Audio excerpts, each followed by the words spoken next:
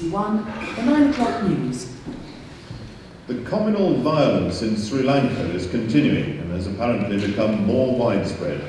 Tamil groups in London have been following events in Sri Lanka with rising anxiety. Their information centre in South London is trying to cope with calls from Tamils worried about relatives caught up in the violence. The Tamils expect many more of their community to become refugees.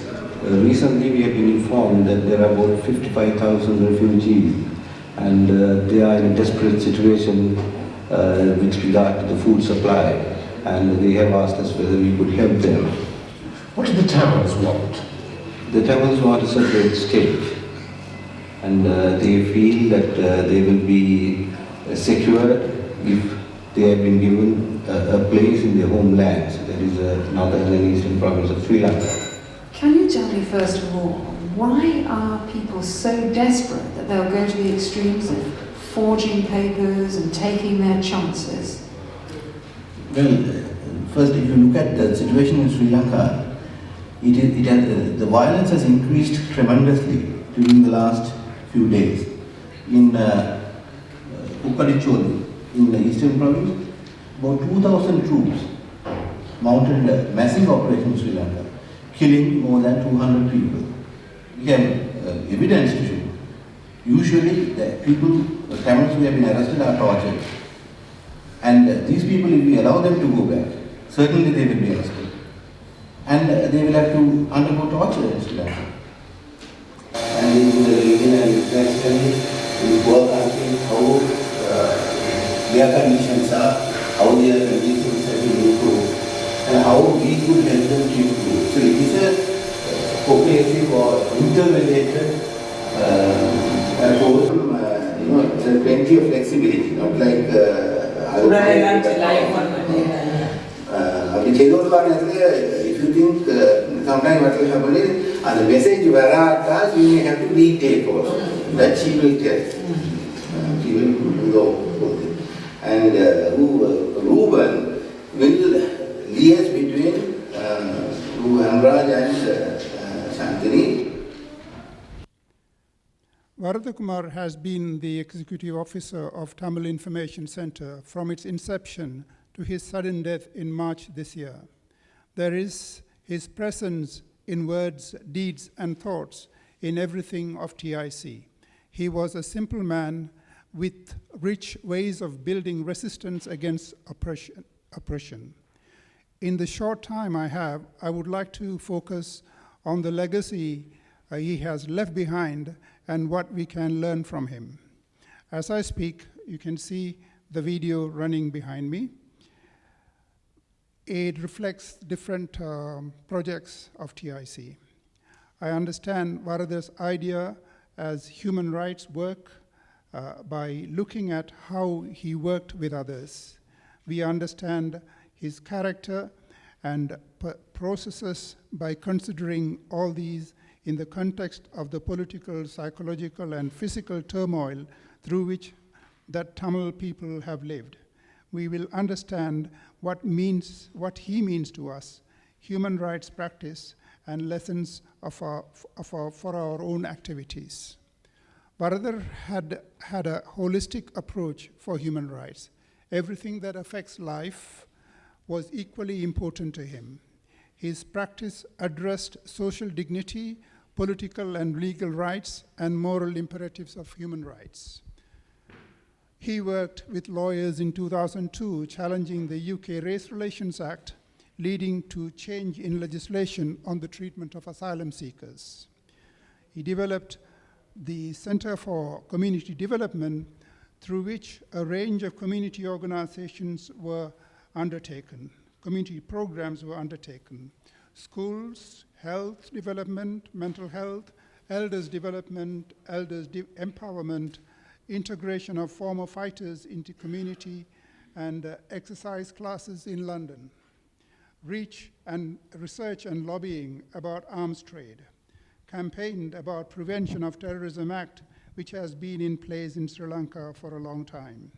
Organized human rights training for police force of the Tamil Elam de facto state in Ireland. He organized meetings between different groups of liberation struggle, encouraged volunteers to develop the War Widows Project, supported publication of several books on heritage, resistance, history, and poetry.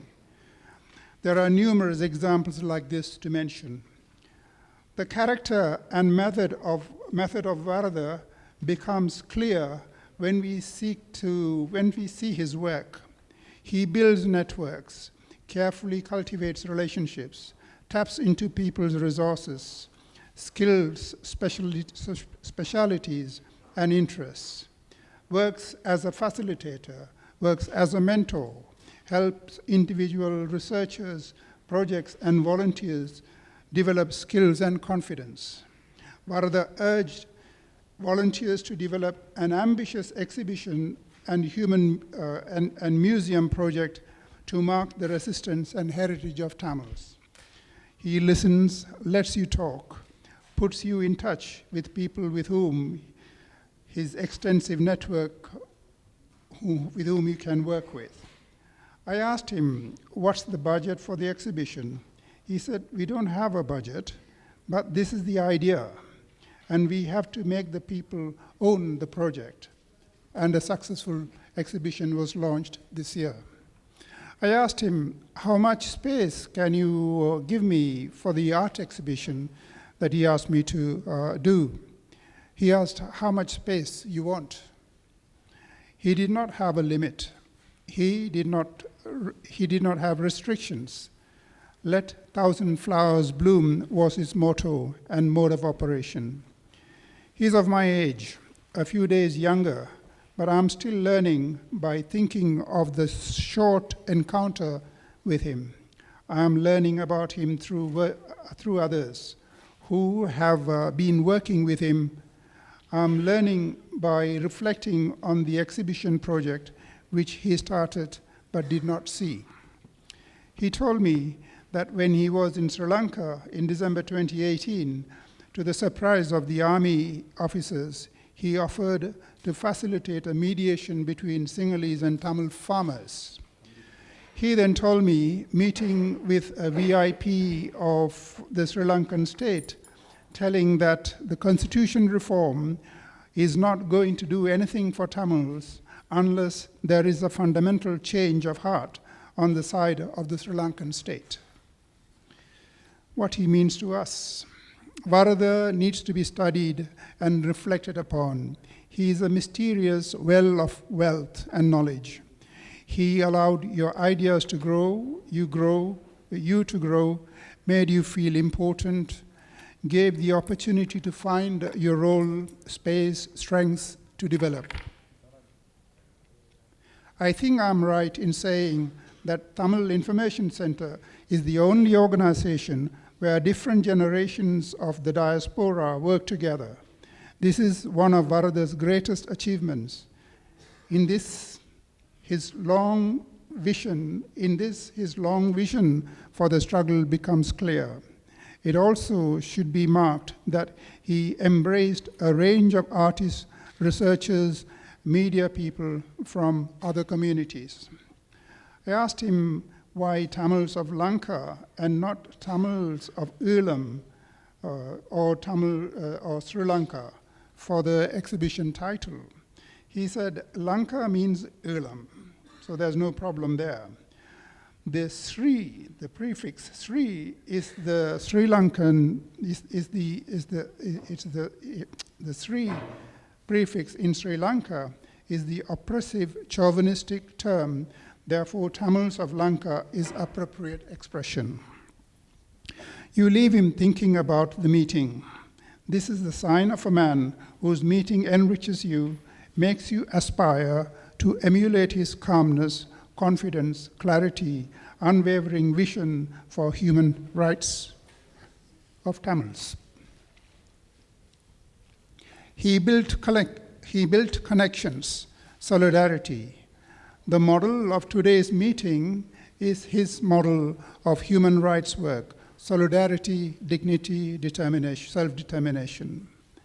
There are people for whom we remember There are people for whom we remember for what they have done. Then there are people from whom we learned even after their passing. We remember Varadar for both. I conclude with what Rachel Shogi wrote in his obituary. Varadakumar was a mystery and an archive. He never spoke about himself or sought recognition for his work. Now that he's gone, we'll share stories and start to build a true picture of the extent of his contribution to Tamil rights in the UK, Ilangai, and worldwide. My sense is that it will astound us all. Thank you.